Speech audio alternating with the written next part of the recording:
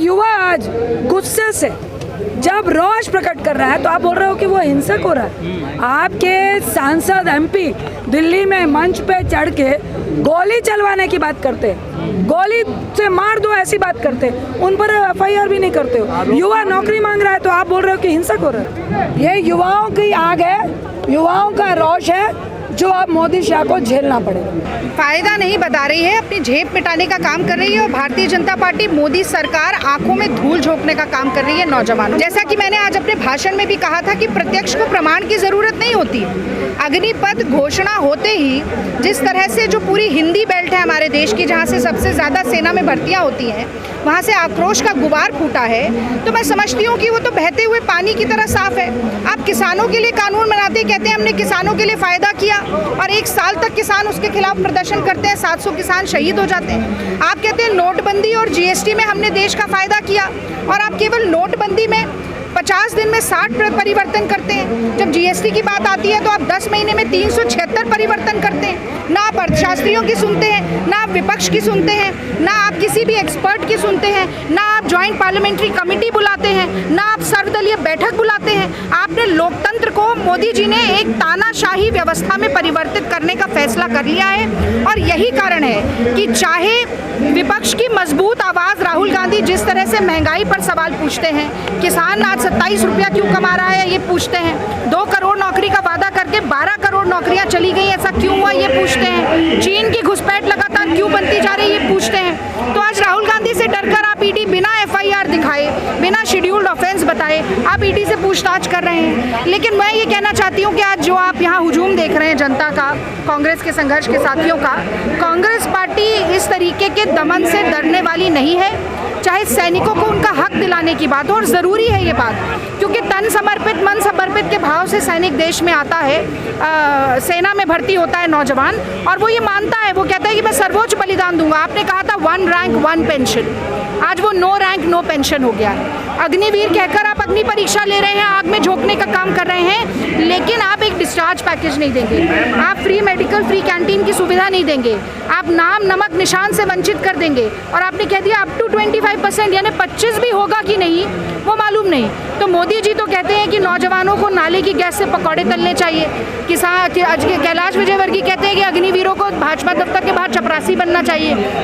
तो ये दिन ब दिन जो गिरावट होती जा रही है और कहीं ना कहीं जनता का दमन हो रहा है, उसके खिलाफ कांग्रेस पार्टी सड़क से संसद तक संघर्ष करेगी। राहुल गांधी को पूछताछ के लिए बुलाया, उसमें गलत क्या है? देखिए, राहुल गांधी तो पिछले 4 दिनों से लगातार ईडी के सवालों का जवाब दे रहे हैं। मैंने आपसे कहा कि पीएमएलए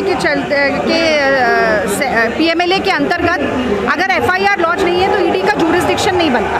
आप एफआईआर लॉन्च करिए, और मैं कह रही हूँ एफआईआर सार्वजनिक की जाए। सेक्शन 66 पीएमएलए का कहता है कि आप सिलेक्टिव लीकेज नहीं कर सकते। क्यों ये कहा जा रहा है कि राहुल गांधी कोऑपरेटिव नहीं है? सूत्र कौन से सूत्र हैं? ईडी और राहुल गांधी को पता है क्या बात हो रही है। अगर एक नकारात्मक छवि बनाने के लिए लीक किया जा रहा है तो आप कैमरा लगाइए, आप पारदर्शिता से पूरी जनता को दिखाइए कि क्या सवाल पूछ रहे हैं और क्या जवाब दिए जा रहे हैं। पर वो कहते हैं ना कि जिसके मन में मैल होता है, जिसकी दाढ़ी में तिनका होता है, असल में चोर वही होता है। तो इसीलिए विपक्ष की आवाज़ को दबाने के लिए कि राहुल गांधी डर जाएं, मैंने आज कहा कि कांग्रेसियों के खून में बहुत लोहा है, हम डरने वाले नहीं हैं, हम सड़क से संसद तक करेंगे। आप लोग अग्निवीरों को भड़का रहे हैं। जैसे ही अग्निपथ की घोषणा होती है, स्वतः एक आक्रोश उमड़ता हुआ दिखाई देता है। हम ये कह रहे हैं कि आप इसमें सुधार करिए।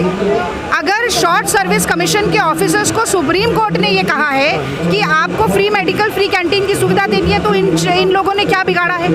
अब कल ये कह दिया गया कि पुरानी सारे एग्जाम निरस्त किए जा रहे हैं। तपती धूप में बिना पाँव में जूता पहने आप किसी हाईवे से निकल के देखिए देश के, लगातार ये नौजवान, इनके पास पेट में खाना नहीं होगा लेकिन ये दौड़ेंगे, क्योंकि एक सेना के प्रति समर्पण है, अपना सेना में भविष्य देखते हैं, देश की रक्षा करना चाहते हैं। तो नरेंद्र मोदी जी 56 इंच के सीने की बात करते, पर अगर धड़कता हुआ दिल होता ना मोदी जी के पास, तो इन नौजवानों के सपनों को चकनाचूर नहीं करते। हम क्या कह रहे हैं? हम कह रहे हैं कि इस तरह से अपनी बात जनता के मन पे, नौजवानों के मन पे मत थोपिए, इसमें सुधार लाइए। पर आप विपक्ष से बात नहीं करेंगे, आप संसद की समिति नहीं बुलाएंगे। हम क्या कह रहे हैं? AK एंटनी जी ने 2013 में ये प्रोविजन लाया था कि 10% रिटेन किया जाए जो सेवानिवृत्त होते हैं। देश में 55,000 सेवानिवृत्त होते हैं सैनिक हर साल में, और जो रीसेटलमेंट डायरेक्टरेट है वो कहती है 2 से 3% को नौकरी मिलती है। अभी खट्टर जी ने कहा हम नौकरी देंगे हरियाणा सरकार में। खट्टर जी ने 2019 से 2021 तक 834 नौकरियां दी केवल। तो ये किस तरह का मजाक है? आप लगातार बेवकूफ बनाने का काम करेंगे तो कांग्रेस पार्टी आपका भांडाफोड़ करती है। तमाम सेना के अधिकारी उतर गए इसकी अच्छाई बताने। देखिए, ये जनता, आप कोई भी आज आकर अपनी बात कहे, ये जनता को मानना है, जनता और उन नौजवानों को मानना है जो नौजवान भर्ती के लिए इतने सालों से तैयारी करके परीक्षा पास किए हुए बैठे हुए। अगर एक मिनट रुक जाइए, अगर वो नौजवान इस पूरी प्रक्रिया को स्वीकार नहीं करते हैं तो कोई भी आकर बोले। आप प्रक्रिया किसकी, जिसके लिए बना रहे हैं उसके लिए, उसकी तो बात सुनेंगे ना। यही कांग्रेस पार्टी का दावा है। और मान लीजिए आज आपने सेना के तीनों प्रमुखों को बिठा दिया, कल को अगर आपको नौजवानों की बात लेकर वापस करना पड़ेगा तो अपमान किसका होगा? सेना का होगा ना। आप बिना कोई नियम बनाए कह रहे हैं हम 75-80% लोगों को डंप कर देंगे। क्या नियम बनाए हैं आपने डंप करने के? बताया है? आज ये पूरे देश में सारा विपक्ष आरोप लगा रहा है कि ये संघ की विचारधारा का इन्फिल्ट्रेशन सेना में करना चाहते हैं। अगर देश को पाकिस्तान बनाना चाहेगी मोदी सरकार, अगर सेना का राजनीतिकरण करना चाहेगी सरकार, तो कांग्रेस पार्टी पुरजोर तरीके से इसका विरोध करेगी। पर सरकार कह रही है वापस तो नहीं होगा। वो तो काले कानून के लिए भी कह रहे थे वापस नहीं होगा, हुआ ना।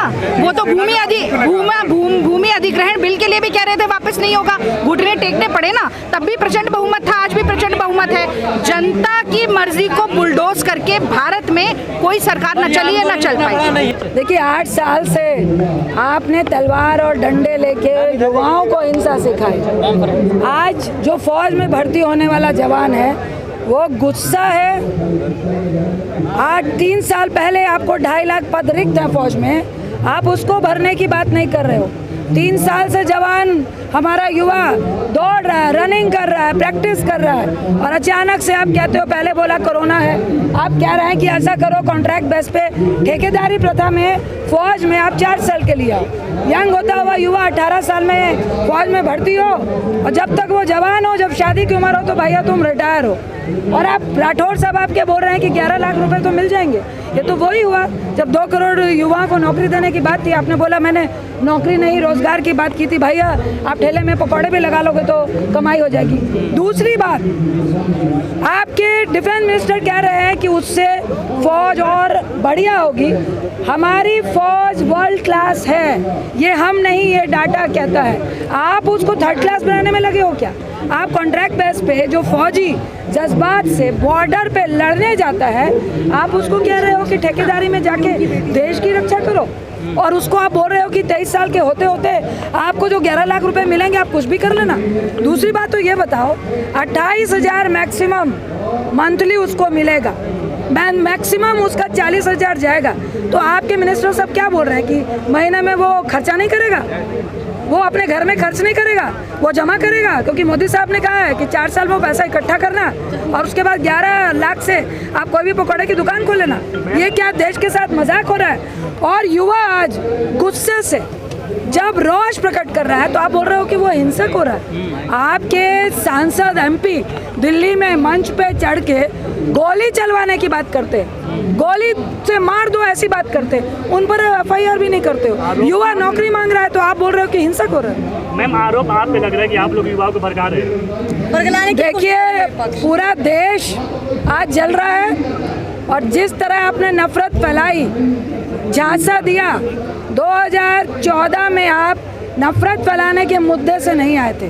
2 करोड़ नौकरी देने, अकाउंट में 15 लाख डालने के फेर में लोगों ने आपको सत्ता में दिया था, और आज आप उसी युवा को जो नौकरी मांग रहा था तो बोला बच्चा अभी सड़क पे जाओ और हमारा लाठी लेके स्लोगन दो, नफरत फैलाओ, लोगों के बीच में आप पाठ करो, एक दूसरे की जात पूछो।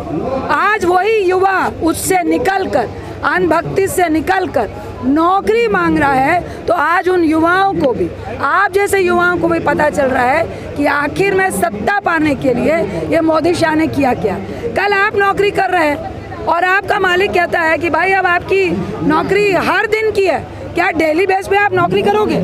आपको कहा जाएगा कि 500 रुपये देना बहुत है, आपको 1 साल देंगे, आप काउंट कर लो भैया कितने पैसे होंगे, उसके बाद कोई काम खोज लेना। ये युवाओं की आग है, युवाओं का रोष है, जो अब मोदी शाह को झेलना पड़ेगा।